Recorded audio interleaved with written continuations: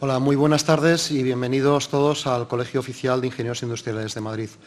Hoy tendremos el gusto de hacer la presentación del libro El Ingeniero del Año, un premio que otorga la Asociación de Ingenieros Industriales de Madrid, representada por su presidente, Francisco Calpardo, que a la vez también es vicedecano de este Colegio de Ingenieros Industriales de Madrid.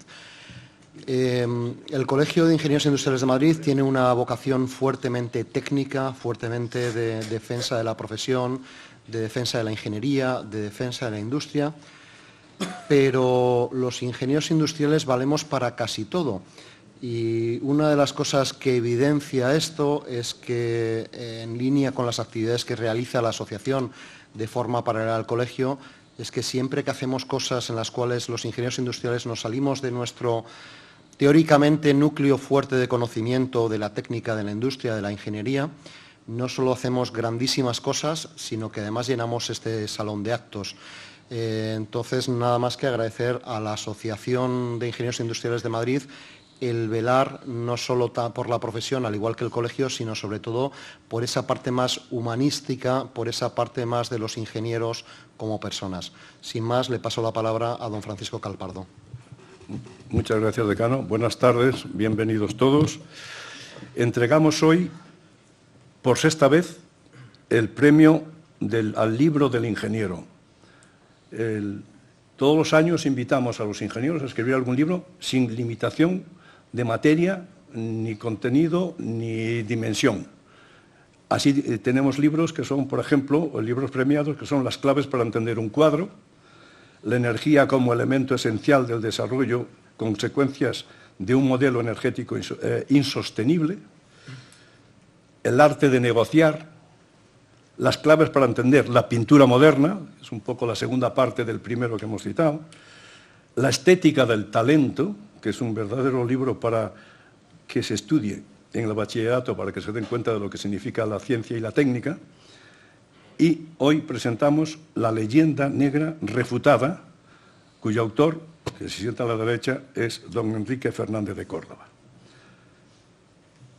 Durante todos estos años nos ha acompañado nuestro socio corporativo, ELDU Electrificación, que ha sido, como siempre, patrocinador del libro y ha permitido que el libro pueda salir a la luz. Sin su ayuda no sería fácil poder sacarlo. Por lo tanto, por esta razón yo invitaría a Ignacio Agüera, que es el director general de ELDU, a que nos dirija unas palabras. Gracias, Paco. Bueno, yo realmente lo único que puede hacer ELDU es agradecer el poder participar de este patrocinio, ¿no? Como decía César, los ingenieros también hacemos cosas o nos gusta por lo menos pensar que participamos en cosas que no son siempre técnicas, ¿no? Esta es una gran oportunidad, la oportunidad que siempre nos ha dado la asociación en participar en libros que no se dediquen a la técnica, pues es una cosa que nos ha llamado, es un granito de arena de la cultura, y la verdad pues que un año más pues estamos encantados de participar en este tema, ¿no? Además, este año con el libro que nos ha escrito Enrique, pues la verdad que muy contentos, ¿no? No sé quién decía por ahí que la verdad, decía, ¿no? La verdad está muy regadilla, ¿no? Creo que el libro, una de las cosas bonitas que he visto del libro, que me lo he leído, es que es verdad que tiene tantas citas de tantos historiadores que al final es impresionante cómo uno empieza a empatizar con todos los personajes, ¿no? O sea que muchas gracias, Enrique, muchas gracias a la asociación y al colegio por contar con nosotros en muchas de las cosas que hace, y nada más, muchas gracias. Bien. Verán ustedes que en la columna de la derecha hay un cuadro que dice Premio Ingeniero Industrial Rodolfo Benito Samaniego. Este premio, que ya se da por sexta vez, por primera vez recibe el nombre de Rodolfo Benito Samaniego. Rodolfo Benito Samaniego era un ingeniero industrial con una brillante trayectoria que prometía una brillantísima carrera, pero que ha sido segado en raíz por los viles atentados del 11 de marzo de 2004. Su familia ha creado una fundación para recordar el nombre de Rodolfo, que se dedica a muchos fines sociales, entre ellos a premios a dar premios a los ingenieros industriales al llamado antes proyecto fin de carrera, hoy proyecto fin de máster, en el cual la asociación ha colaborado haciendo la selección de estos premios, y con la Fundación tenemos desde hace algún tiempo un acuerdo para seguir colaborando con ellos. De hecho, este año hemos convocado ya los premios por el colegio y por la asociación con el nombre Rodolfo Benito Samaniego. Y yo quisiera invitar a José Ignacio Martínez Moreno, que es el gerente de la Fundación, a que nos dirigiese también unas palabras. Hola, buenas tardes a todos. Muchas gracias, Francisco. La verdad, en nombre del patronato de la Fundación Rodolfo Benito Samaniego y de Ana, nuestra presidenta, que hubiera deseado estar pero no ha podido venir, de Juan, el padre de Rodolfo, que está aquí con nosotros, la verdad que este reconocimiento lo tomamos como un premio y estamos francamente contentos hoy. Contento porque es un reconocimiento a 15 años de trabajo. Este año hacemos el 15 aniversario.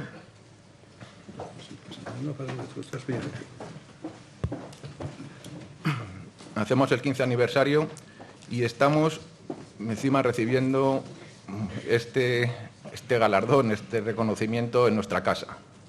El Colegio de Ingenieros Industriales de Madrid, la Asociación de Ingenieros Industriales de Madrid, desde el primer día de la creación de la Fundación, del fallecimiento de Rodolfo, la han tratado como un compañero. Entonces, que el libro, el premio al libro tenga el nombre de Rodolfo y que esa decisión haya salido de sus compañeros, no podría hacer más feliz a Rodolfo como nos hace a nosotros. Me ha dicho Francisco que hable muy poquito de la Fundación.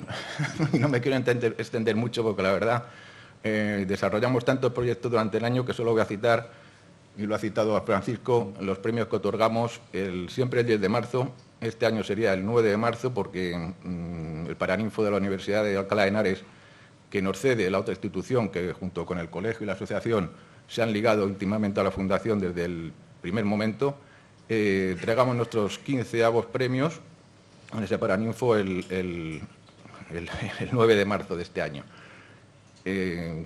Ahí, como bien ha dicho Francisco, premiamos a 3 ingenieros brillantes por su proyecto fin de máster, a una institución en los valores de convivencia por su labor en la sociedad y a una persona también por su labor de convivencia. De esos premios, este año vamos a editar un libro que se va a llamar 15 años de ciencia. Y me gusta decirlo rodeado de tanta sabiduría, porque hemos llamado a los 15 premiados en los premios, que vamos con la naturalidad del año del trágico suceso del atentado del 2004. Hemos contactado con los 15 ingenieros que van a colaborar en una edición del libro de lo que supuso el libro, y lo presentaremos en nuestra gala de 15 aniversario el día 8 de junio en el Teatro Cervantes de Alcalá de Henares. Os invito a que nos conozcáis más de cerca en nuestra página web y os esperamos a todos en nuestros modestos actos que cada año pues bueno, van cogiendo y se van institucionalizando. Muchas gracias otra vez y la verdad estamos muy felices de estar aquí con vosotros. Gracias. Muchas gracias, José Ignacio. Una conferencia al hilo del tema del libro, Bieito Rubido Ramonde, que es, como saben todos ustedes, director de ABC y prologuista del libro. Bieito Rubido, yo me atrevo a decir, hace años que lo conozco y siempre le he visto como un gran gestor, un extraordinario periodista, eso no hay que decirlo, pero un gran gestor e incluso un gran promotor. Él ha creado hasta un par de periódicos que ha dirigido y ha mantenido.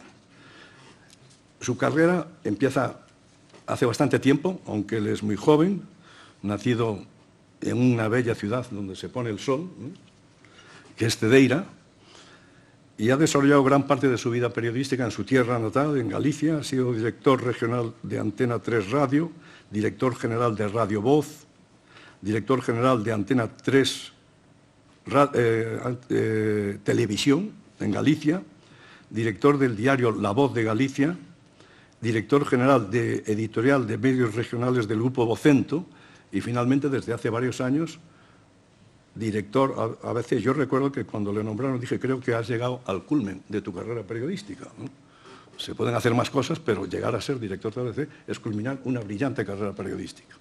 Aparte de esto, es, como saben también ustedes, forma parte de tertulias tan importantes como la de Herrera en la COPE, o en la mañana de Federico Jiménez Los Santos, en las mañanas de Radio Nacional de España, los desayunos de la televisión y el Cascabel en la televisión también.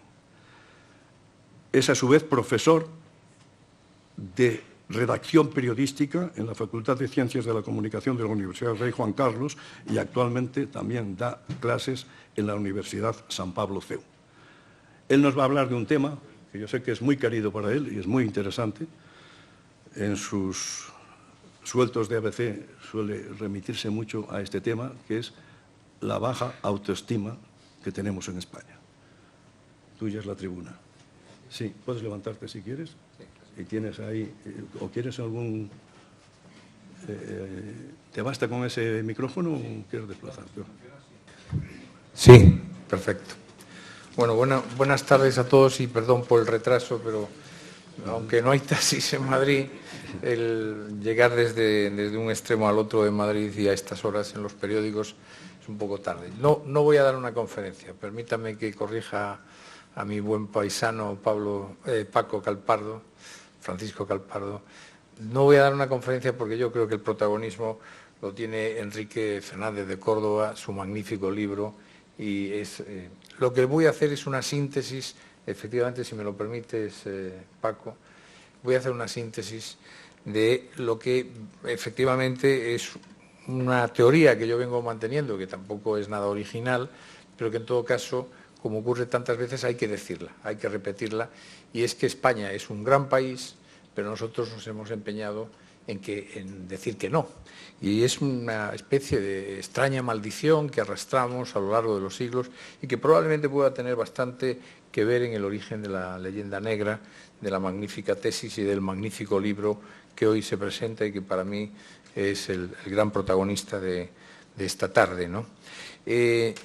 Yo siempre cito con frecuencia que una de las reflexiones más interesantes que leí en el diario ABC en los últimos años era de Astrid Klinsans, que decía: los españoles son felices, pero ellos no lo saben. Y ustedes se preguntarán, ¿quién es Astrid Klinsans? Suena como una socióloga sueca o una politóloga norteamericana.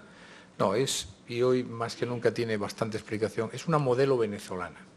Es la mujer de Carlos Baute. Y lo decía en una entrevista porque decía, claro, yo vengo de un país que era magnífico, de un país riquísimo, de un país que tenía una gran democracia y ahora es un desastre. Y sin embargo vivo en un país extraordinario, que es España, y por eso ella decía, los españoles no saben que son felices, porque probablemente muchas veces no hacemos el ejercicio de contrastar nuestra realidad con la realidad de otros lugares. Algo parecido decía no hace mucho tiempo en una carta que me envió el cantante argentino Andrés Calamaro, que me decía, a mi novia le salió una especie de erupción en el brazo, como tenemos, aunque somos argentinos, tarjetas de residentes, fuimos al centro de salud, una dermatóloga amabilísima nos atendió, nos diagnosticó, nos dio una receta oficial, fuimos a la farmacia y pagué 1,5 € por la pomada. Y pensé, estos españoles están locos, no saben qué país tienen. Pero lo mismo dice el pianista británico James Rhodes, que dice en una entrevista que le publican en el Guardian, dice, a lo mejor no lo creéis, pero no miento si os digo que en España todo es mejor. Pues no cabe duda que España es un gran país, pero los españoles nos empeñamos en pensar que no.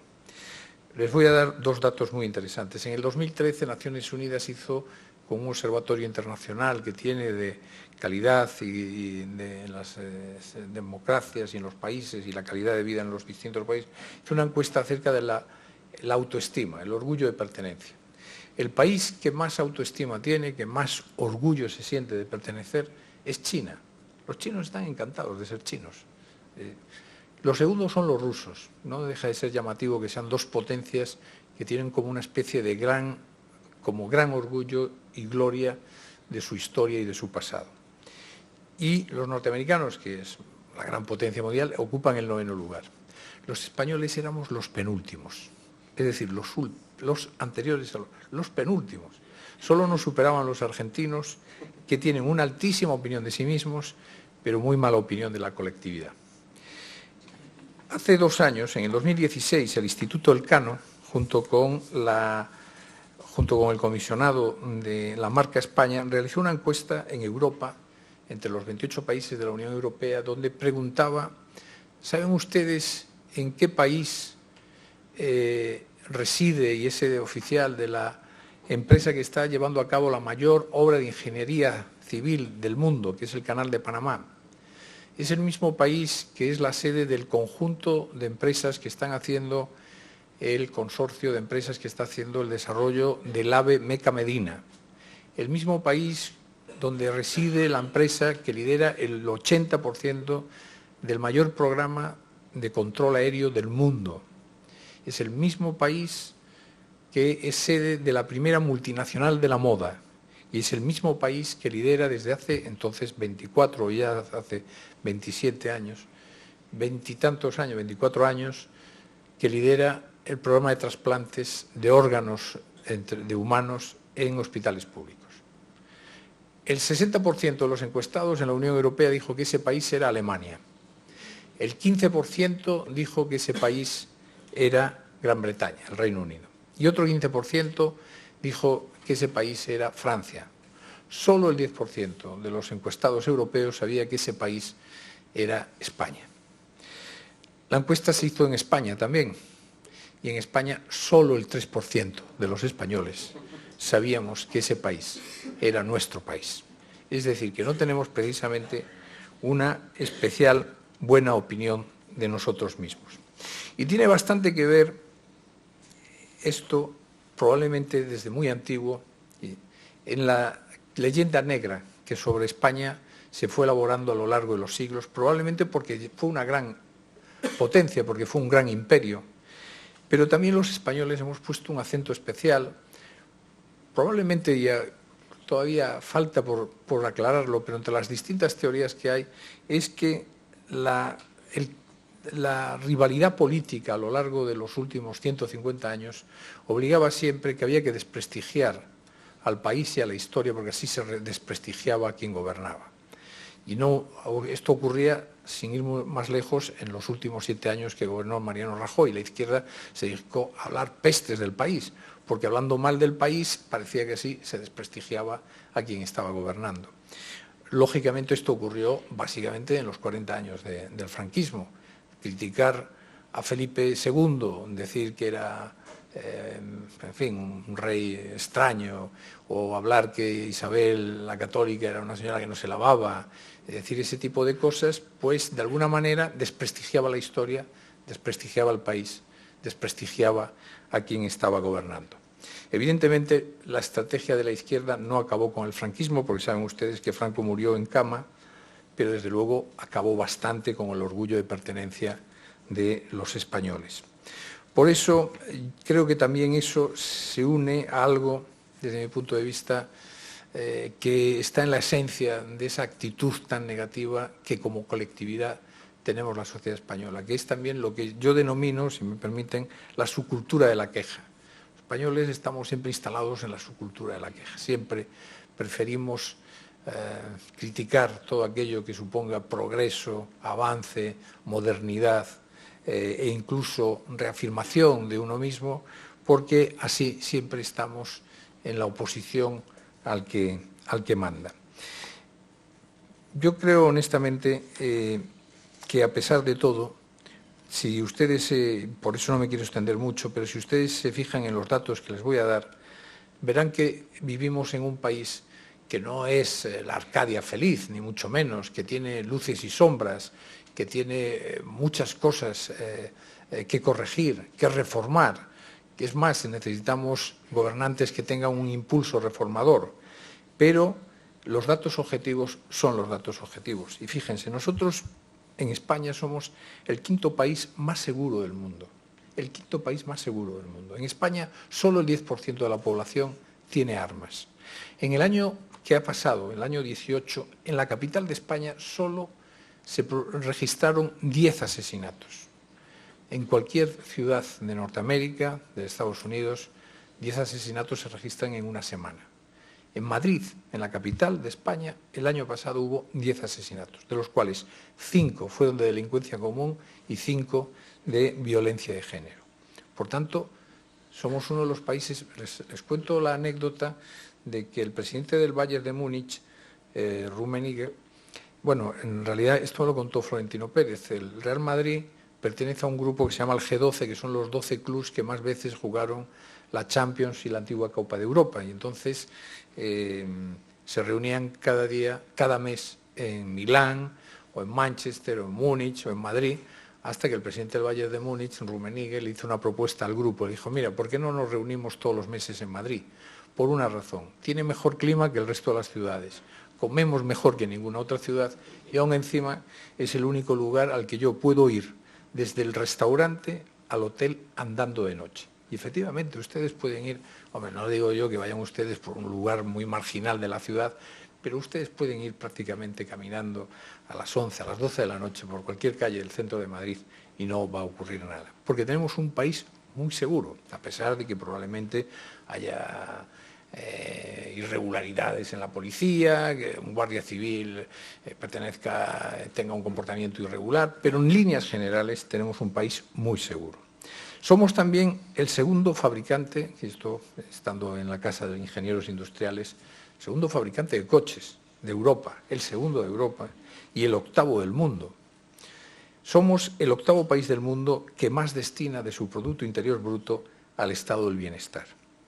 Somos el primer país de Europa con plantas de gas y el tercero del mundo detrás de Japón y Corea del Sur.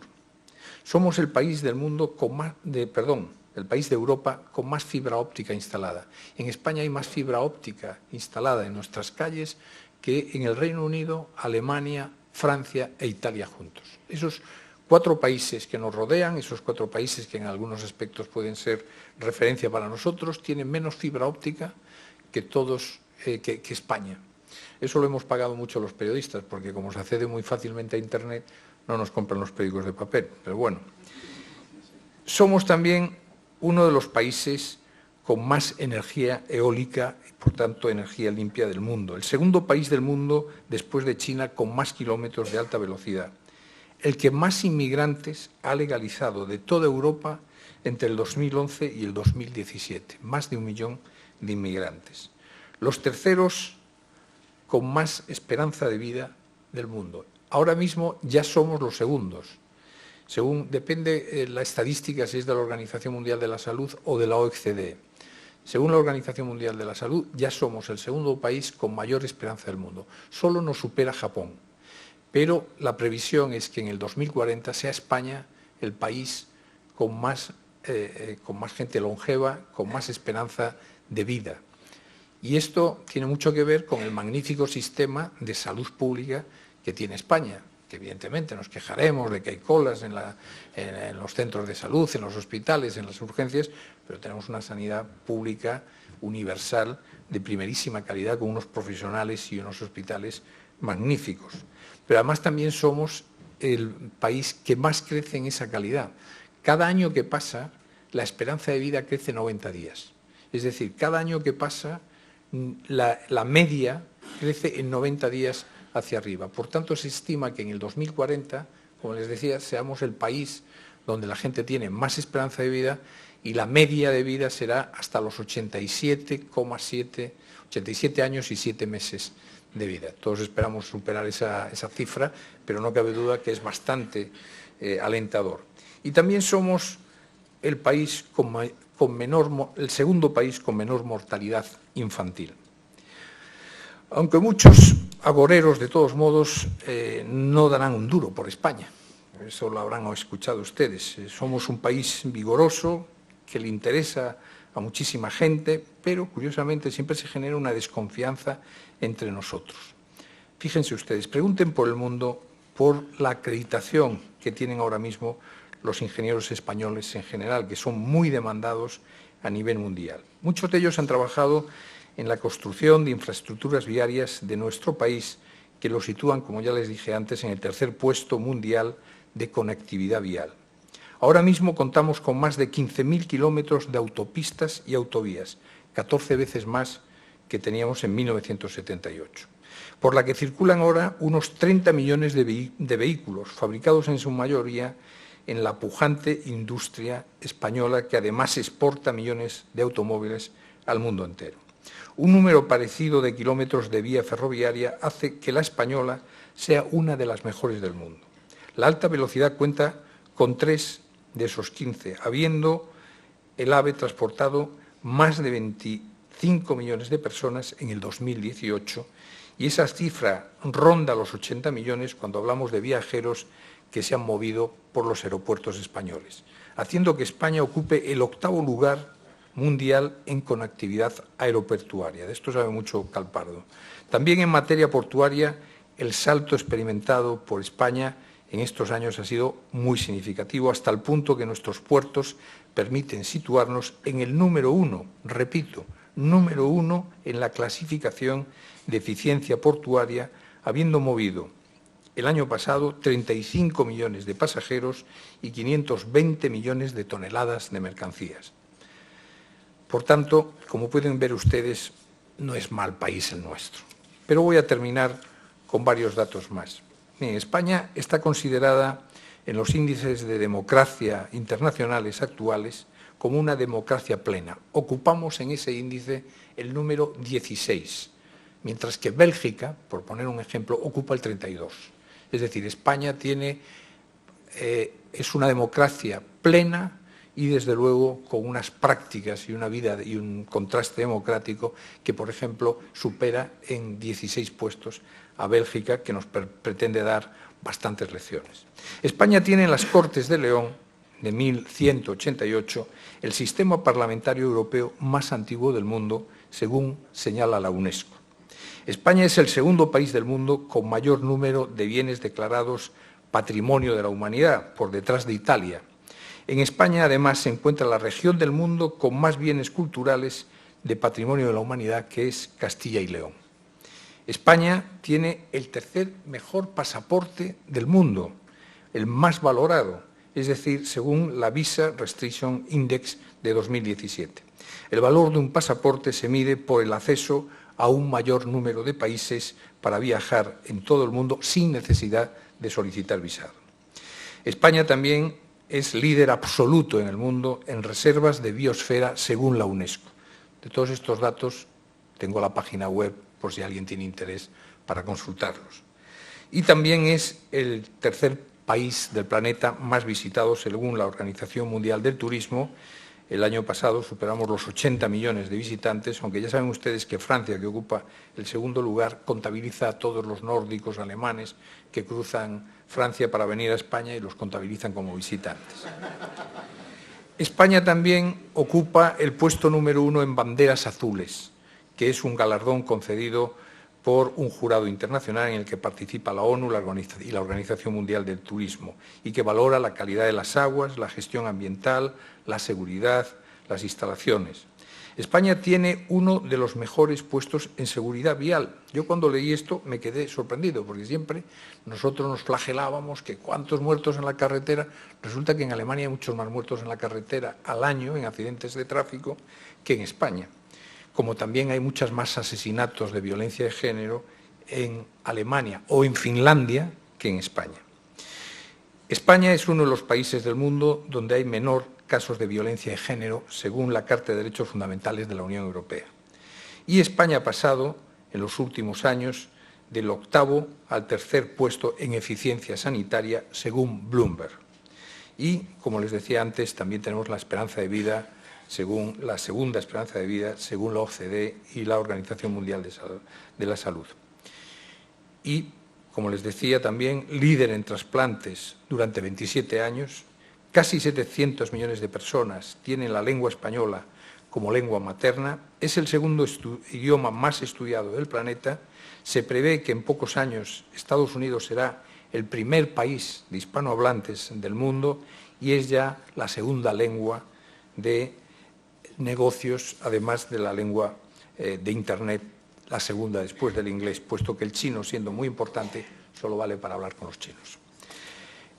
Por no hablar de la historia, y de esto ya entronco con la intervención que después va a tener el autor del libro y premiado, Fernández de Córdoba.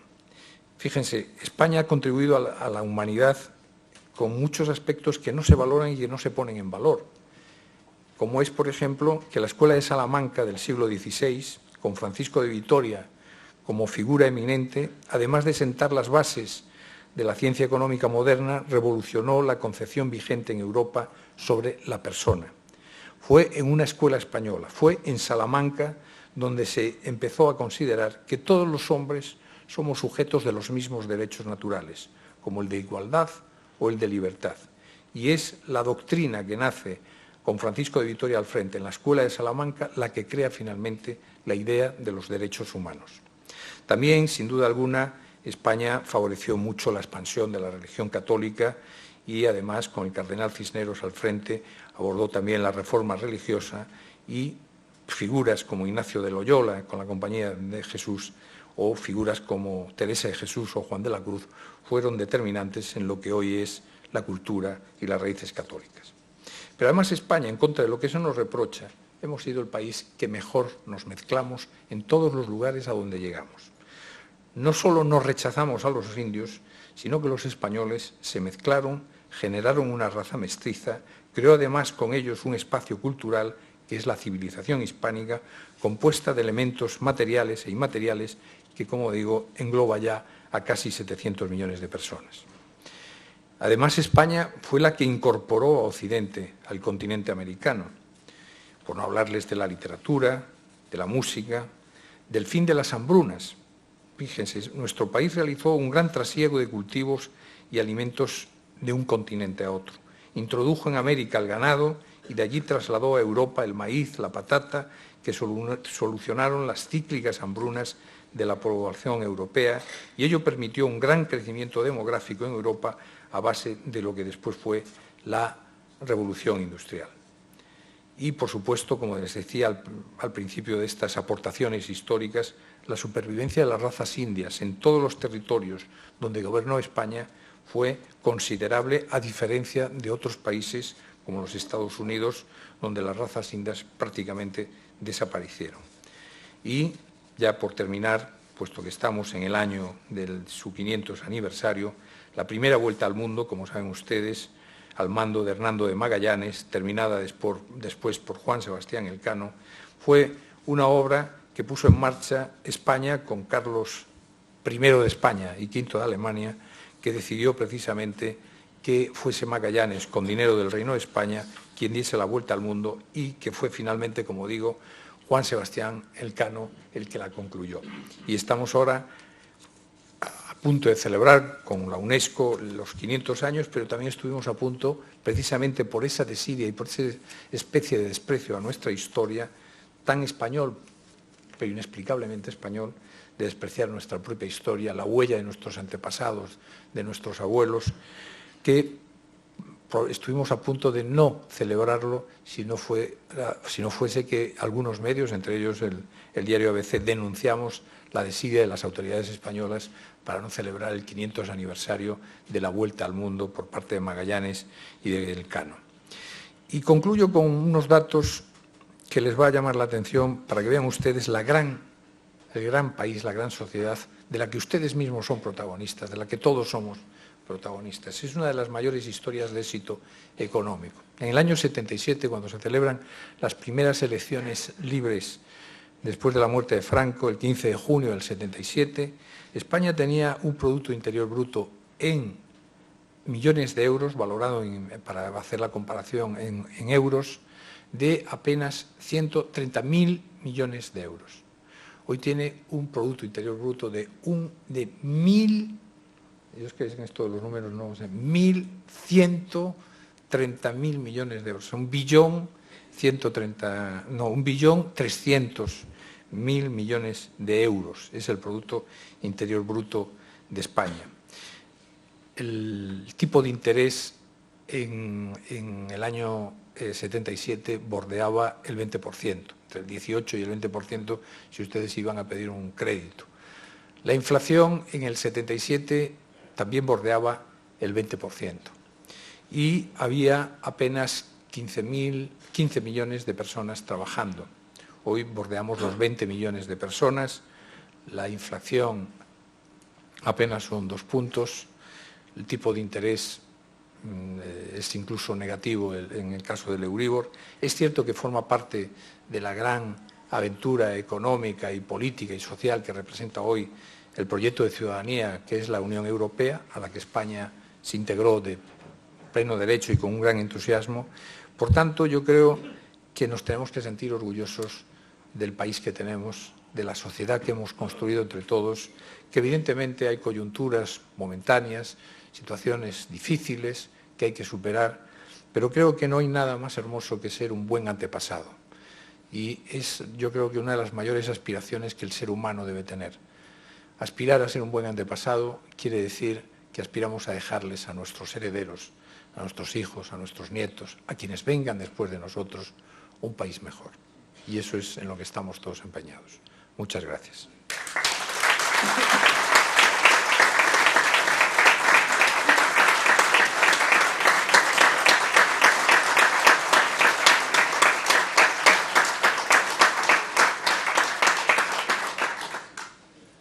Muchas gracias, Vieito. Magnífica exposición. Y ahora cerrará el acto el autor del libro presentándonos el libro. El autor es Enrique Fernández de Córdoba y Calleja. Es doctor ingeniero industrial, especializado en relaciones internacionales. Ha sido director comercial y de exportación de Boeticher y Navarro. Luego jefe del Departamento de Iberoamérica del antiguo INI. Delegado también del INI para África del Norte, con base en Casablanca. Y ha sido vicepresidente de la Cámara de Comercio de Colombia en España. Durante todo este tiempo ha sido consejero de muchas empresas como el Grupo Álvarez, Fábrica de San Carlos, Compañía Transatlántica, etc. En este momento también participa en el ABC, es el crucigramista del periódico ABC que firma con Cova II. Cova I ha sido su hermano, fallecido no hace mucho. ¿Me dejas que cuente una anécdota? Sí. Es que merece mucho la pena. Como el diario ABC pertenece a un grupo que se llama Vocento, quisieron ahorrar haciendo el mismo crucigrama en todos los periódicos, y entonces nos lo iba a mandar una empresa de estas especializadas. Nosotros, como somos disciplinados, aceptamos lo que nos proponían y les aseguro, no les miento, les aseguro que nunca recibimos más cartas de protesta y de queja porque había desaparecido el crucigrama de Cova II, con lo cual dijimos, hay que atender a los lectores. No tardamos más de 15 días, ¿verdad? 20 días. 20 días. Pero en 20 días volvimos rápidamente al crucigrama, que efectivamente, yo que conste que lo hago muchas veces y es difícil, tiene bastante dificultad. Pero bueno, creo que merece la pena porque detrás del crucigrama se esconde un sabio, claro. Y este sabio también es escritor.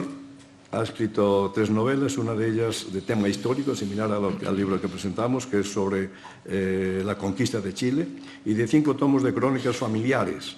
Por ejemplo, aparte del libro La leyenda negra refutada por historiadores hispanoamericanos, él ha escrito El Pazo de Gondomar, La Casa del Sol del Conde de Gondomar en Valladolid, Saturnino Calleja, que es su abuelo, el de los cuentos de Calleja, ¿no?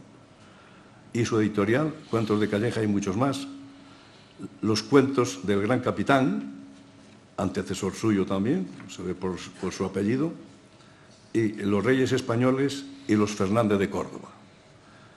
Ahora Enrique nos va a presentar su libro premiado en el año 2017 y bajo el título es, como digo, La leyenda negra refutada, y se engloba en los libros de Rodolfo Benito Samaniego.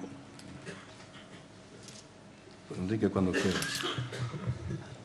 Por alusiones, antes de meterme en harina de la leyenda negra, el aspecto crucigamista que tengo, les diré que estoy muy orgulloso porque se ha convertido en una tradición familiar que estoy manteniendo desde hace 67 años, un crucigrama diario en el ABC con la firma Cova. Primero fue mi hermano Gonzalo y luego yo. Les comentaré también que hace un año, creo, hubo una reunión médica en Europa donde se dictaminó que los que resuelven crucigramas rejuvenecen el cerebro 10 años. Como consecuencia, me hicieron una entrevista en el ABC y en televisión. Y yo defendí que si resolverlos rejuvenecía 10 años, inventarlos por lo menos 20. Y les comento que también el recibir un premio histórico literario a los 82 años que tengo también rejuvenece bastante. Así que aquí arriba estoy hecho un chaval. De aquí para abajo mejor hablamos otro día. Bueno, vamos a meternos en harina. Primero voy a explicarles a ustedes por qué he escrito este libro. Primero fue por dos causas, básicamente. Porque descubrí Hispanoamérica. Colón había descubierto América, yo descubrí Hispanoamérica. Y luego por las frases enigmáticas que me dijo un policía indio en Bogotá. El año 68, hace 51 años, crucé el charco por primera vez, le llamábamos así, el charco. Luego lo he hecho 60 y tantas veces más. Y en la época viajamos poquísimos españoles, iban los aviones semivacíos. Aquel fue un viaje muy largo, estuvimos en Bogotá, Quito, Guayaquil, Lima, La Paz y Caracas. Caramba, y resultó que en todas aquellas ciudades tan lejanísimas a España y lejanísimas entre ellas, horas de avión entre ellas, pues yo me encontraba en casa, yo no era capaz de darme cuenta que estaba en el extranjero. Y aquello me impresionó profundamente. La segunda vez que fui a Bogotá, en el aeropuerto, el policía que estaba recibiendo a los viajeros era de rasgos indios, claramente. Le di mi pasaporte, miró el pasaporte, me miró a mí y con una voz inexpresiva me dijo: «¿Usted es español?». Era como una afirmación más que una pregunta. Y dije: «Sí». Y dijo: «¿Usted no sabe dónde está España?». Me dejó un poco cortado. Me dice: «España está en el corazón de todo indio bien nacido». Puso el sello y me dio el pasaporte. Textual, no pongo ni quito una coma. Caramba, aquello también me impresionó mucho. Entonces, entre que había descubierto Hispanoamérica y lo que me dijo aquel policía indio, me entró una pasión por conocer la historia de Hispanoamérica. Y entonces, a lo largo de mis muy numerosos viajes por América, me faltó por conocer Honduras. En cada uno de los países iba comprando libros de autores locales. Iba sobre todo a procurar comprar los libros de historia que enseñaban a los niños allí. Y luego de otros historiadores, biografías, novelas, etcétera, etcétera. Calma, y empecé a notar que leía allí muchas cosas que no se parecían en nada a lo que siempre nos habían contado. Porque, ¿qué es lo que siempre se ha sabido? Que una panda de guerreros barbudos, conquistadores españoles, llegó a América. Con la supremacía de sus armas mató a todos los hombres, violó a todas las mujeres y se trajo todo el oro. Y que luego, gracias a los criollos, con el apoyo de los indios, los criollos, vencieron a las tropas españolas y crearon una serie de repúblicas donde viven tranquilos y felices. Bueno, pues es que la verdad es casi exactamente al revés.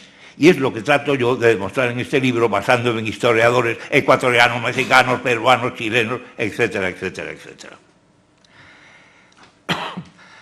El armamento de los españoles no era en absoluto tan superior como se nos ha dicho. Hombre, sí, el acero, los indios no tenían acero, pero imagínense ustedes una lucha de 40 o 50 contra uno, que es lo que nos cuenta la historia. ¿Qué más da que el arma sea de acero o sea de lo que sea? ¡Te comen! No es esa la cuestión. Los caballos al principio provocaron mucho miedo, pero luego les explicaré que acabaron dominando perfectamente a la escasísima caballería española. Las mujeres indias, hombre, en todas las guerras hay barbaridades y hubo sin duda algunas violaciones, pero en una gran mayoría de los casos, parece ser, según lo que yo he leído, no hubo tal forzamiento sexual, podríamos decir. Las mujeres indias iban muy a gusto con los españoles, según dicen los autores en los que me baso. Hasta el punto de que un par de ellos, historiadores, repito, afirman que una de las básicas de las defensas más fundamentales que tuvieron los conquistadores fueron las mujeres indias. La acción cultural también se dice que destruimos unas culturas maravillosas que había por allí. Estaban en la Edad de la Piedra. Y lo que hizo la acción cultural que hizo España allí es absolutamente colosal, solamente comparable a la que hizo Roma. Hubo algunos reyes o virreyes o gobernadores españoles pues que no se portaron muy bien, pero fueron pocos. La gran mayoría lo hicieron honestamente, con eficacia, y algunos de ellos son seguramente los mejores gobernantes que han tenido en toda su historia, hasta el día de hoy, las repúblicas hispanoamericanas. La independencia, que los criollos con el apoyo de los indios vencieron a los soldados españoles, pero por favor, ¿qué me está usted contando? Fue exactamente al revés. Los criollos ricos, en contra de los criollos pobres y de los indios, se lucharon entre ellos. Había 4 soldados españoles despistados por allí. No había soldados españoles, unos poquitos. Fueron criollos ricos contra criollos pobres e indios los que consiguieron la independencia. Y, por desgracia, esa independencia no consistió en crear, al principio sobre todo, 20 pacíficas repúblicas. Lo que ocurrió en el siglo XIX en todas prácticamente las repúblicas recién creadas fue una destrucción masiva, ahora sí, y un auténtico baño de sangre. Lo dicen ellos, yo repito que yo me remito a transcribir. Les pondré algunos ejemplos de eso. Los conquistadores son los más ilustres antepasados de los hispanoamericanos de hoy. Y yo pienso, y cuando voy por allí, iba por allí, alguien me dice, es que ustedes los españoles vinieron aquí, le pregunto cómo se llama, y si se llama Martínez Gutiérrez o López, le digo, mire usted, señor mío, eso usted tiene todo el derecho del mundo a estar muy avergonzado o muy orgulloso de su abuelito, pero no me cuente usted su vida, eso es del abuelito de usted, no es mío, que estaba en España. O sea, los conquistadores son los más ilustres antepasados de los hispanoamericanos de hoy, que no lo saben, igual que decía Beito que en España no sabemos muchas cosas estupendas, pues estos tampoco saben eso, y conviene recordárselo. Mis antepasados se quedaron en España, aunque hay algunos Fernández de Córdoba que tuvieron unos papeles bastante importantes. Uno de ellos, Alonso, firmó el acta de la fundación de Santiago de Chile. Otro, Francisco, fue el conquistador de Nicaragua. Otro, Antonio, gobernador de Panamá y fundador de dicha ciudad. Otro, el marqués de Guadalcázar, fue virrey de Nueva España y luego del Perú, y algunos más. Vamos a ver lo que nos cuenta el que entonces era gobernador de Puerto Rico en un artículo de ABC de fecha 5 del 88, 1988. Decía, no voy a ser yo, un señor llamado Hernández y nada menos que Colón, quien se rasgue las vestiduras por los aspectos negativos de la conquista y la colonización de América. Hace muchos años que advertí la injusticia esencial que existía en esa frecuente queja de algunos sectores hispanoamericanos, consistente en depositar en los españoles de la península lo que para bien o para mal realizaron nuestros antepasados en América. No fueron ustedes que quedaron en España quienes hicieron o deshicieron. Fuimos nosotros, nuestros abuelos y tatarabuelos, a quienes hay que asignar en primer término las glorias y hierros de aquella formidable aventura.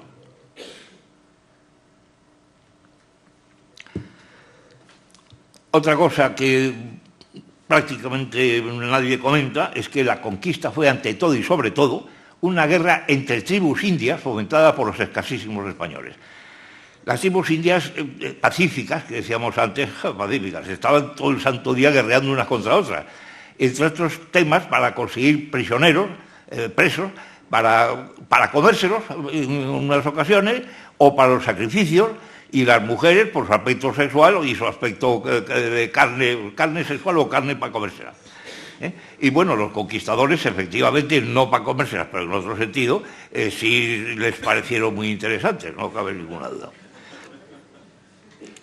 Pero repito, fíjense que aunque Hernán Cortés iniciara la conquista del Imperio Azteca, donde eran casi 6 millones de indios y no pasaban de 600 los españoles, y Pizarro llegó a Perú con 280 soldados, y los incas eran también varios millones.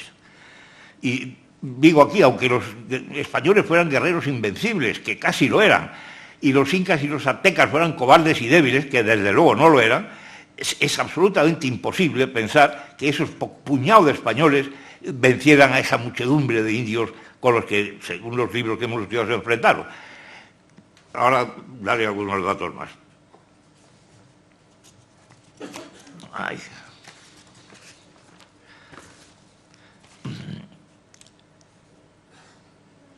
Y al principio los estampidos de las armas de fuego y los caballos inspiraron terror a los indios, era algo completamente desconocido por ellos. Pero hay que pensar que las armas eran falconetes y arcabuces tal que disparaban bolas, nada de explosivos, bolas de acero o de plomo. Y imagínense ustedes en un combate en el que se echan encima 20 guerreros con lanzas y con puñales, el coger disparar el chisme, el arcabuz, meterle la bola, la bolita, que con los nervios había que meter la bolita, darle con la baqueta, luego meter la mecha, poner la mecha en su sitio, luego cebar de pólvora y disparar. Ya te han comido 7 veces. O sea, que la superioridad de las armas de fuego era más que nada el ruido, que los dejaba aterrorizados y que efectivamente a una distancia enorme mataba a alguien. Entonces, pero enseguida se les quitó ese miedo. Y los caballos, la misma historia. Al principio ellos pensaban que hombre y caballo eran una sola cosa y estaban aterrorizados, además, de la potencia de los caballos a galope. Pero pronto descubrieron que era fácil combatirlos. Entonces, un joven indio llamado Lautaro se dirigió a los caciques diciéndoles que los cristianos eran mortales, como igual ocurría a los caballos, o sea, pensaban que eran seres dioses. Se limitó a aconsejar que debían formar uno detrás de otro 12 escuadrones. El primero, una vez deshecho, se retiraba y volvía a formarse detrás de los demás. De esta manera, la caballería española llegaría al agotamiento y por combates sucesivos, casi con una interminable sucesión de escuadrones. El plan dio resultado y los 40 jinetes, exhaustos por una serie de combates, fueron aplastados por la masa india. O sea que ni tanto armas de fuego ni tanto caballo. Sí, al principio. Y bien, España presume de que las primeras leyes que se han dictado en el mundo para proteger a indígenas conquistados fueron las leyes de Indias. Y a pesar de ello, es lamentable, pero ocurría que hubo varios abusos, no cabe duda, de los españoles respecto a los indios. Pero lo que no se suele decir es que el yugo español fue mucho más suave que el inca y el azteca, y desde luego muchísimo mejor, más suave también que luego con las repúblicas, como ahora comentaremos. Tampoco se dice que cuando quedó realmente desamparada la masa de los indios fue cuando surgió la independencia y perdieron la protección del rey de España. Y menos se suele decir lo más grave, y es que en fechas actuales sigue habiendo genocidios y abusos y matanzas de indios. Habla un mexicano, dice: los españoles oprimieron a los indios y los mexicanos seguimos oprimiéndolos, pero nunca más de lo que les hacían padecer sus propios caciques y jefes. Los incas, pueblos esclavizados, se hacían jefes. Punto. Los pueblos esclavizados hacían una guerra perpetua sin objeto, más bien con el objeto de tener prisioneros para sus sacrificios, porque nuestros dioses eran sanguinarios y solo sonreían cuando el altar humeaba corazones deshechos y sangre de inocentes niños. Imaginaros la comparación con lo que hicieron los españoles. Y acabada la conquista, se sometió a los indios a muchos abusos, no cabe ninguna duda. En su historia de la Compañía de Jesús, Walter Elnich dice: fue en verdad sorprendente la dificilísima empresa civilizadora que asumió el Estado español sobre los indios, mientras otros países en sus colonias del mismo continente americano, más al norte, los corrían a balazos, sin tomarse el trabajo de colonización, de civilización alguna, ni de asumir tentativa de ninguna clase para legislar sobre su defensa o incorporar a la nueva sociedad. Comparar, después de leer un poco de esto, el cómo trataban los colonizadores españoles a la población india y lo que hacían, lo que nos cuentan las películas del oeste, no hay comparación posible. Y sin embargo, ahora mismo en Estados Unidos hay una corriente de cínica incultura y están dedicándose a retirar a supuestos asesinos de indios que eran exactamente lo contrario, los que protegían a los indios. Mientras ellos, los que quitan las estatuas, sus abuelitos eran los que mataban a los apaches y a los comanches. ¿Mejoró la situación de los indios con la independencia? Pues lamentablemente no. Según Eduardo Galeano, en su libro Las venas abiertas de América Latina, la independencia de España beneficiará a los criollos españoles, a los maestros, a los mestizos instruidos, pero en nada a los aborígenes, que siguen siendo más esclavos bajo los libertos letrados que bajo los gobernadores españoles. Durante la República ya no vendrán aquellos rectos jueces de residencia a los que tanto temieron las autoridades coloniales. Y pasamos a Chile.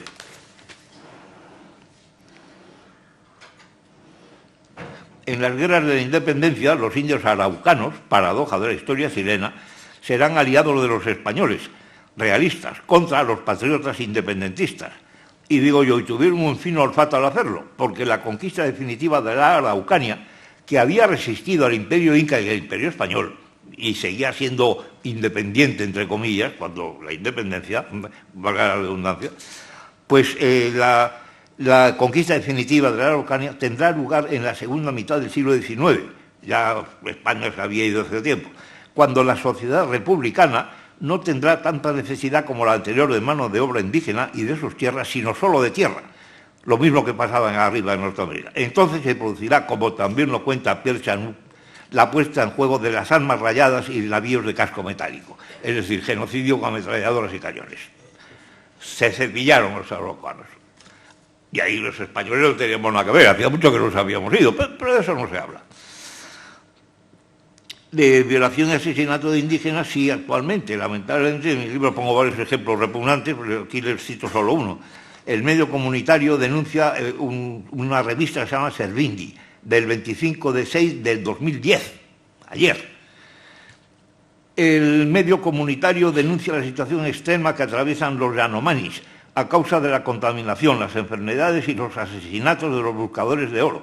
No solo los esclavizan, sino que también los violan, maltratan y asesinan. En 1910.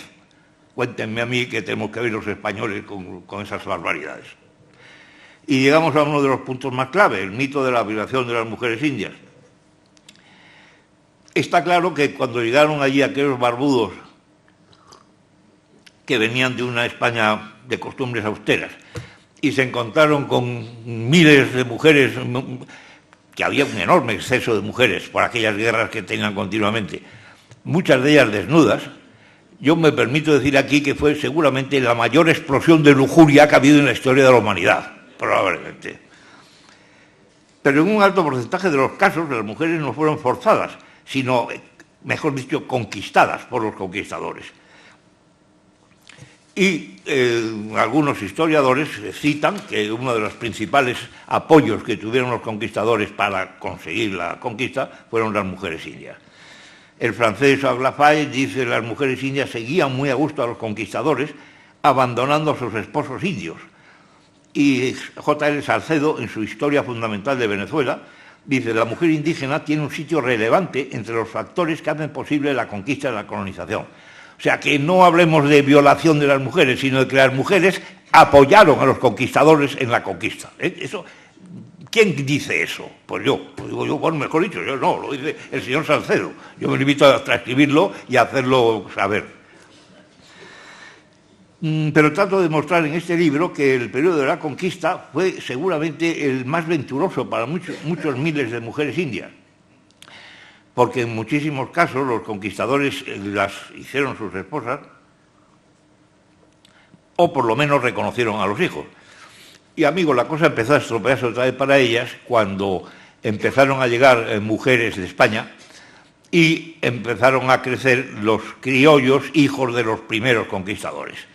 Entonces, tanto las mujeres de España y los hijos que tenían, como los criollos de primera generación, no podían soportar que dijeran que ellos ya tenían sangre india. No, por Dios, es que insulto más horrible. Entonces, los indios sí volvieron a convertirse en esclavos y en objeto de sexualidad y de todo tipo de barbaridades, con la independencia.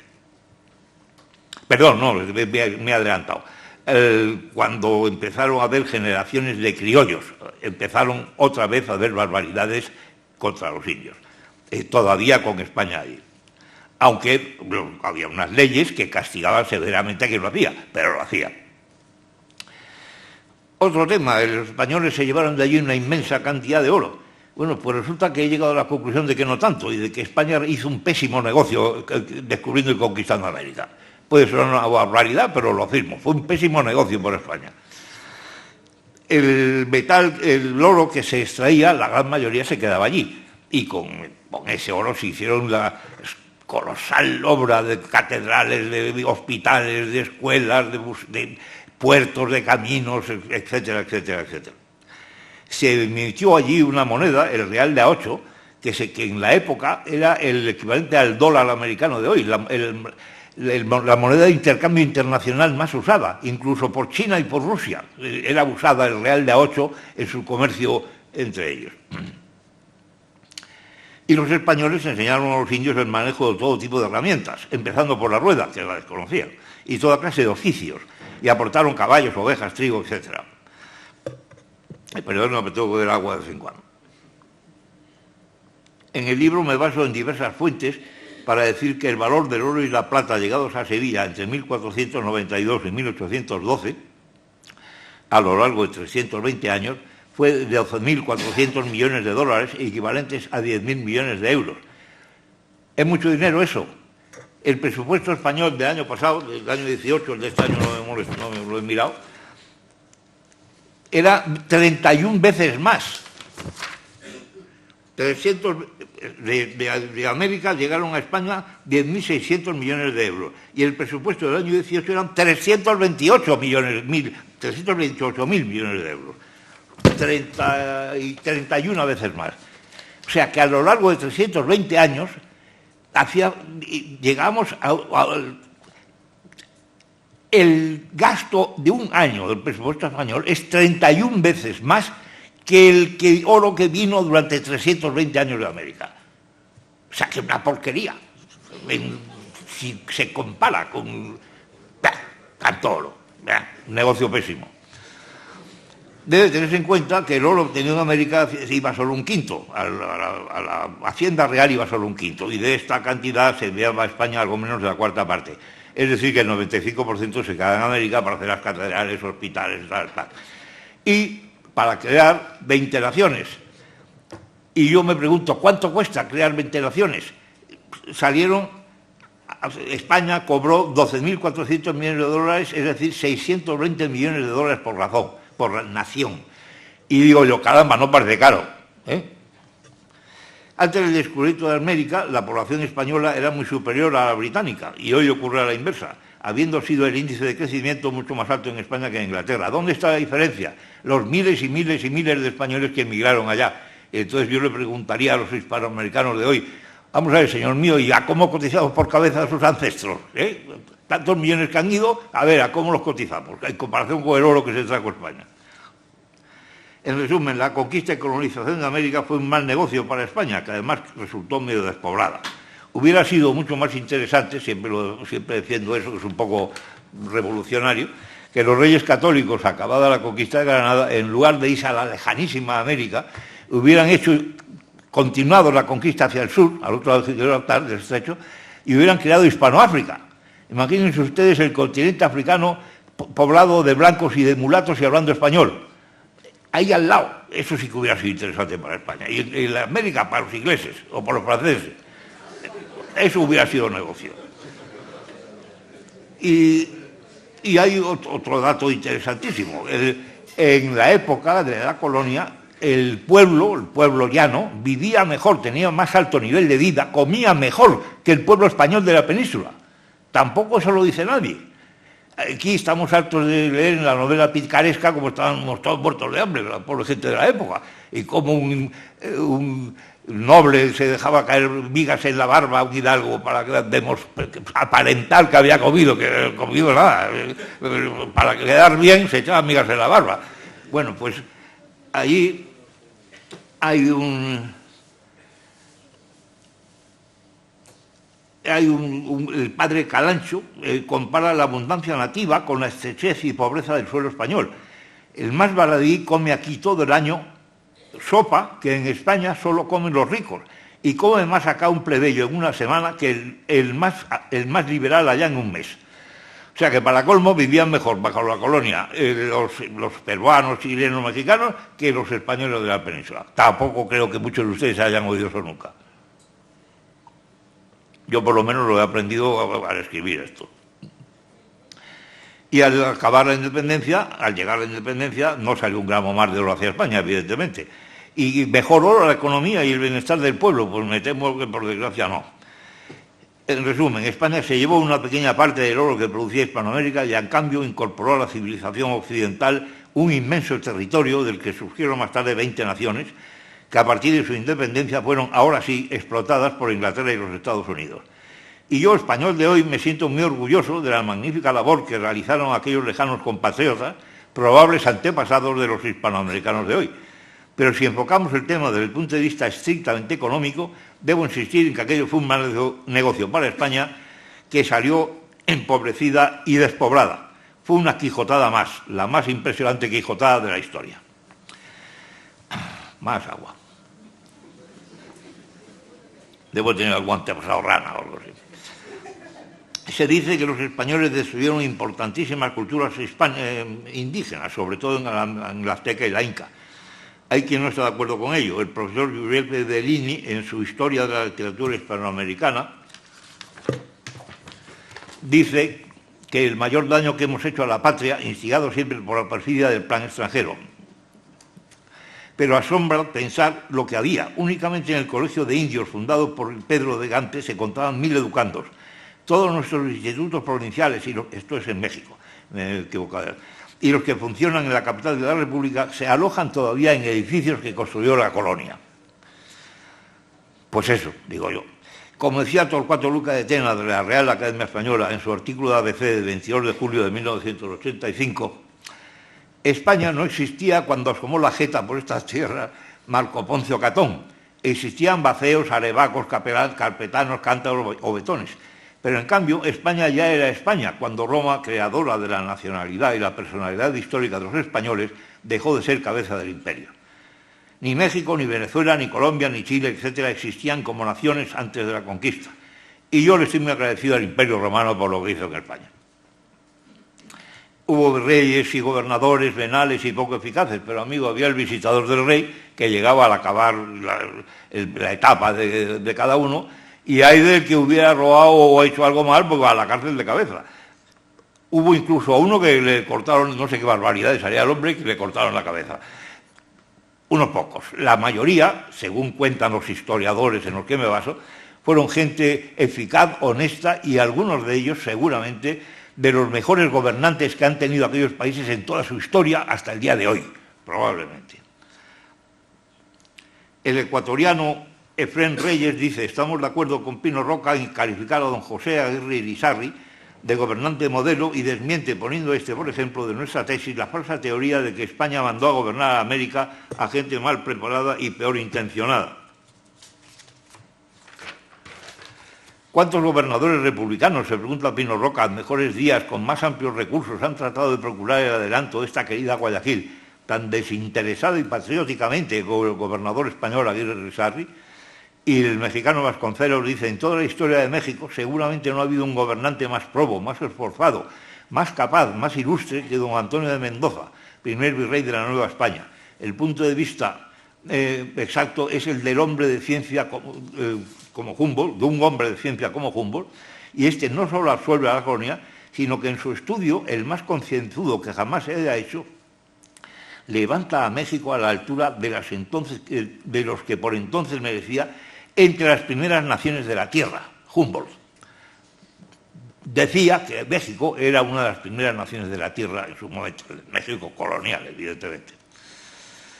En Paraguay se daba una circunstancia llamativa, la irrupción de los hijos de la tierra, criollos y mestizos, en funciones representativas, el gobernador, el vicario de la diócesis, regidores, oficiales.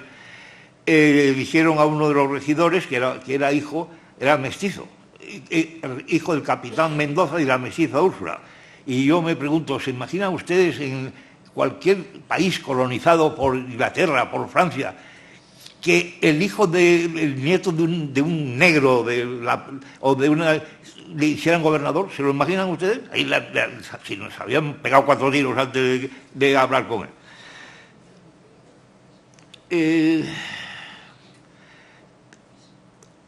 El otro caso, en el curso superior de Historia de Colombia, en 1564 llegó el primer presidente. ¿Cómo andamos? Todavía tengo un poquito. Sí. Vamos a Colombia. Profesor, curso superior de Historia de Colombia. En 1564 llegó el primer presidente, don Andrés Díaz Venero de Leiva, cuyo gobierno de 10 años fue llamado la Edad de Oro de la colonia, pues al decir de Castellanos la ejerció con tal rectitud, diligencia y justicia, calidad y amor de padre, favoreciendo a pobres y viudas, siendo general al amparo de los indios españoles. En su honor se dio el nombre de la Villa de Leiva a la Villa de Leiva. Y tengo un buen recuerdo de Villa de Leiva, en la cual tuve la satisfacción de estar hace unos cuantos años, unos bastantes cuantos años. En resumen, en la colonia hubo virreyes, gobernadores y adelantados de actuación poco brillante, pero hubo varios de ellos que están entre los mejores gobernantes que nunca hubo, hasta el punto de ser llamados uno padre de la patria, otro el buen gobernador, otro el padre de los pobres. Y cuando llegó la independencia la cosa empeoró. Y vamos al último punto, la guerra de la independencia. Se llama así, que fue una guerra civil, sin la menor duda. Se llama guerra civil a una guerra si sus promotores, sus generales y sus combatientes son de una misma nacionalidad y una misma raza, un mismo origen, y los mismos campos, pueblos y ciudades son alternativamente objeto de los ataques y depredaciones de ambos contendientes. Respecto a la raza, es cierto que combatieron, además de blancos, hispanos peninsulares muy pocos, y criollos la inmensa mayoría, indios, negros, mestizos y mulatos, pero también todos ellos lucharon según el lugar y el momento en uno o en otro bando, y por tanto entre sí. Y respecto a los promotores y generales, el chileno Juan Eduardo Bello, en su libro Crónicas del Tiempo Viejo, nos dice que Bolívar, de madre española, Bello, Olmedo, San Martín, los tres de padres español, O'Higgins, hijo del virrey del Perú, eran hispanos apenas desprendidos de la metrópoli. Agustín de Iturbide, libertador de México, era también de padres españoles, igual que José Martí, el libertador de Cuba. Todos ellos eran españoles no peninsulares, como lo serían hoy los canarios o los mallorquines. Si quiere pasar a la página. Sí. Ahora.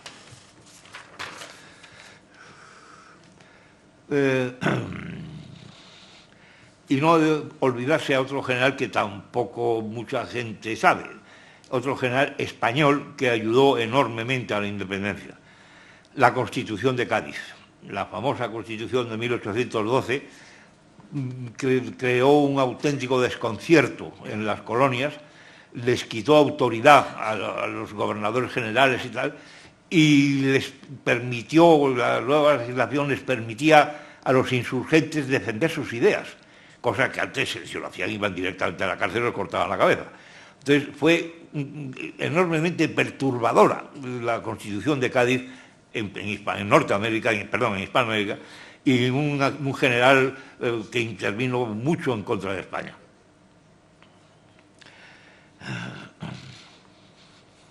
Hay incluso un historiador que dice: la independencia es pues hija directa de la Constitución de Cádiz y en muy poca porción del esfuerzo de los insurgentes próceres a los que ahora cantamos. Según Josep Pérez, en su libro La emancipación en Hispanoamérica, en vísperas de la independencia, la población de América Española estaba constituida por, esto es importante, un 1% de españoles, un 19% de criollos blancos, un 26% de mestizos, un 8% de negros y un 46% de indios.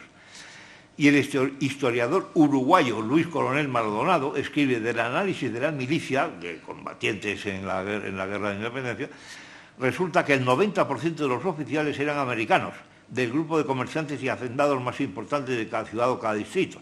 En cuanto a la tropa, era prácticamente el 100% americano. La independencia fue instigada por Inglaterra y por Francia y Estados Unidos. Según el mexicano Vasconcelos, nuestra emancipación fue forzada por los enemigos del exterior. Ni estábamos preparados para ella ni la deseábamos. Los ignorantes se lanzaron a la guerra de insurrección instigados, engañados por agentes del extranjero, rival de España, y ambicioso de conquistarnos para su propio beneficio. Desde el principio, la guerra se propuso destruir a los españoles que representaban la fuerza de la cultura del país. Y Luis Coronel de Palma, en su libro Ponsonby y la independencia de Uruguay, hablando de Inglaterra, dice: balcanizar al máximo es el espacio continental. Lo que quería Inglaterra era balcanizar al máximo el espacio continental americano en un conjunto de países, todos ellos dependientes del mercado británico. Pequeños países, manejables, lo que consiguieron con la independencia.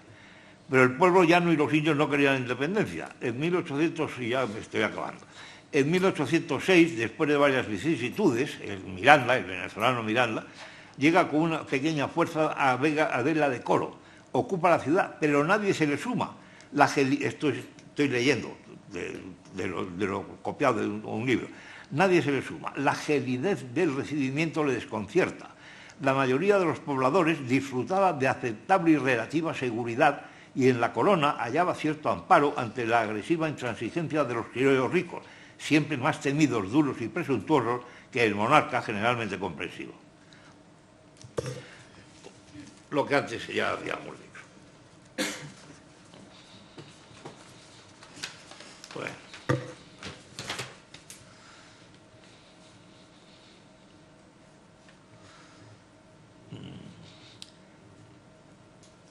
En Bolívar, a la vista del poco cariño con que se recibían las propuestas de independencia por el pueblo, decreta la guerra a muerte a los españoles. Y para convencer al remiso pueblo venezolano de la necesidad imperiosa de independizarse, Bolívar se libra, otra vez leo textualmente, Bolívar se libra sobre los españoles de toda la carga negativa, de todos los pecados, de todos los vicios, que los criollos llevaban a espaldas ellos mismos a lo largo de los siglos. La verdadera relación colonial que había hecho del europeo español o criollo el amo abusivo del indio o del negro es escamoteada por la nueva imagen que propone Bolívar. El colonizado es el criollo, que puede asumir así todos los argumentos de la leyenda negra y aparecer ante el pueblo como el paladín de la libertad que ha de imponerse por la fuerza si es preciso. Y el mismo Bolívar, en su memoria, una carta de 1812, critica amargamente a la Junta Suprema por fundar su política en los principios de humanidad mal entendida que no autorizan a ningún gobierno para hacer por la fuerza libres a los pueblos estúpidos que desconocen el valor de sus derechos. Pueblos estúpidos, no saben lo bien que viven y quieren. Bueno, ahora sí. Estos pueblos estúpidos quizá preveían la hecatombe sangrienta que les caería encima con la independencia, que duraría muchísimos años y que ya empezaban a sufrir, según nos cuenta el historiador ecuatoriano Manuel J. Calle en su libro Leyendas del tiempo heroico. El apuro en que los patriotas se veían para sostener la campaña les aconsejaba medidas violentas de exacciones y destrucción de propiedades. La tea del incendio se paseaba por poblaciones indefensas y los asesinatos estaban a la orden del día.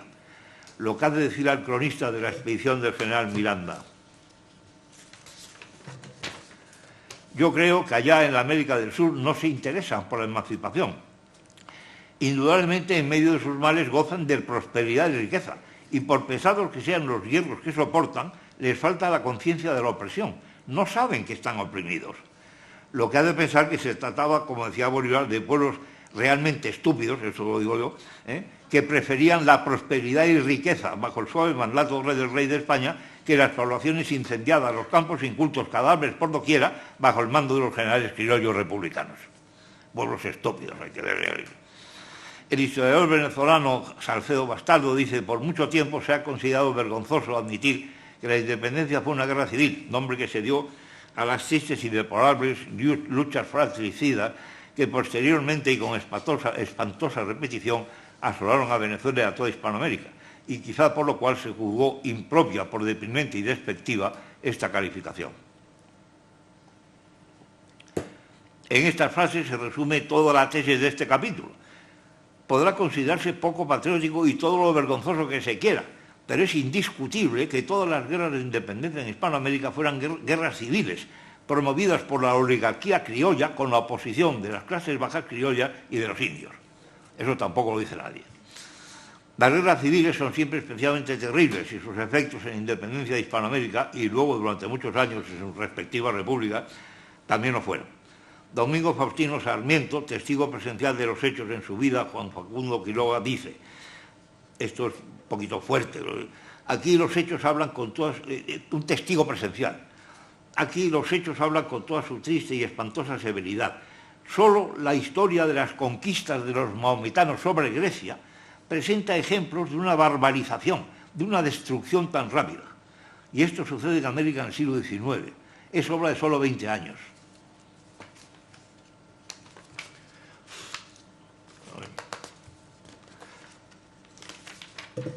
Ya estoy acabando. Esta América podrida hasta los huesos, la dignidad de la conciencia humana tan envilecida y disociada por los poderes mismos destinados a representarla.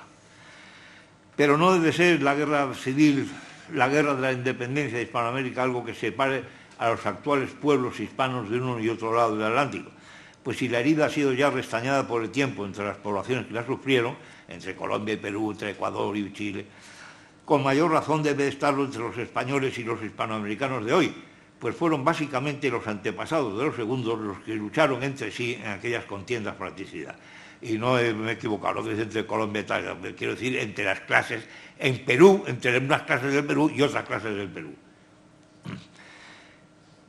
No se puede expresar esto de una manera tan bonita y entrañable como lo hace el venezolano Eduardo Blanco. Y es la despedida. Una misma religión, idénticas costumbres, igual carácter noble y generoso en los arranques de genial expansión, a la vez que terrible en las apasionadas manifestaciones de cólera y venganza. Una madre común, los mismos vicios y las mismas virtudes, la misma hermosa lengua para jurar y bendecir y una misma sangre ardiente e impetuosa circulando en las venas y manchando las manos de tan ensañados paladines, hacen de aquella lucha una contienda de familia terrible y desastrosa, como acontece en las guerras fratricidas. Nada sufrió el orgullo de la raza con el triunfo de los americanos en la independencia de las colonias españolas. En aquella contienda, lo nuevo triunfó sobre lo viejo. La monarquía inclinó la cabeza y sirvió a la república. La victoria, en síntesis, corresponde a la idea. Después de 3 siglos de dominio absoluto sobre la vasta región del Nuevo Mundo, España no fue vencida sino por España. Las glorias castellanas no fueron empañadas. Con la espada del Cid triunfó Bolívar. La histórica tizona blandiola un descendiente del héroe de Vivar. Muchas gracias.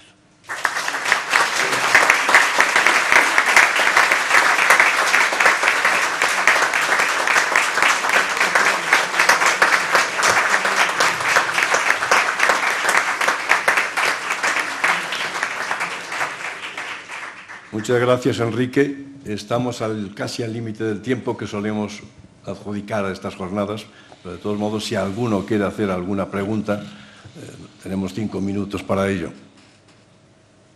Manuel Fernández.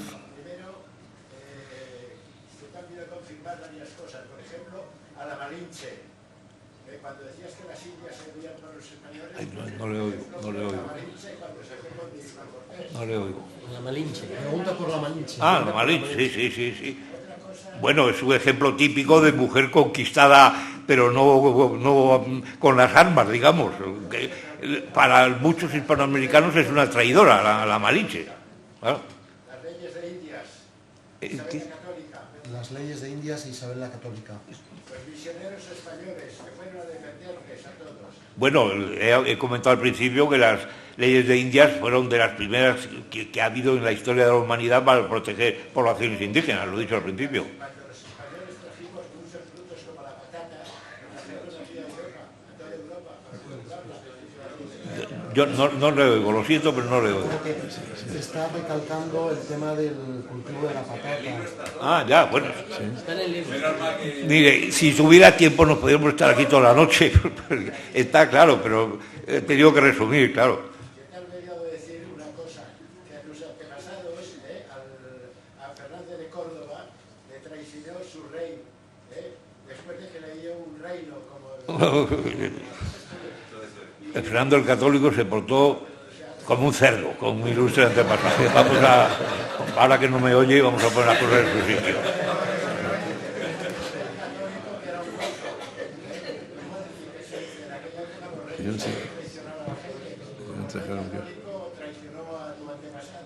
Sí, absolutamente, eso lo he oído.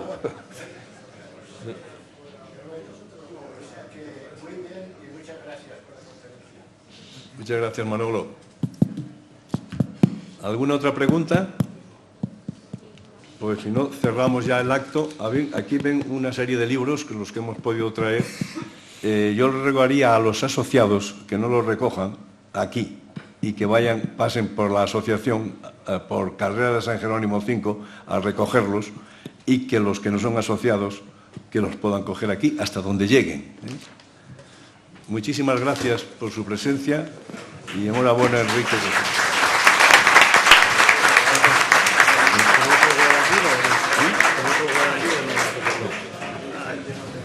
No hay nada porque no toca.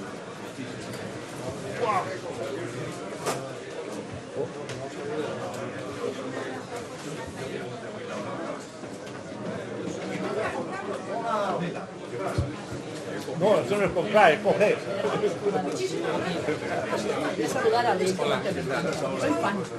Veo un poco. Ya.